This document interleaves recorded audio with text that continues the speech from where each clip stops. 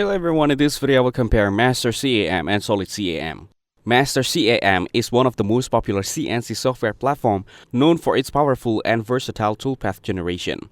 It supports 2D, 3D, and 5-axis machining, making it suitable for a wide range of materials and industries.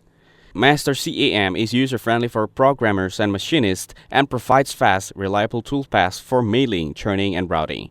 It's ideal for workshops and manufacturing businesses looking for established, professional-grade CNC solutions. SolidCAM is integrated directly with SolidWorks, which allows you to work within the same environment for design and machining.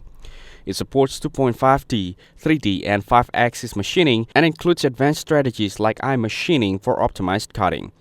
SolidCAM is great for engineers who want a seamless CAD to CAM workflow, reducing errors and saving setup time. In short, Mastercam is best for versatility, standalone CNC programming, and widespread industry use, while SolidCAM is ideal if you want integrated CAD to CAM with SolidWorks with advanced machining features. Mastercam is widely adopted, and SolidCAM excels in efficiency and workflow integration.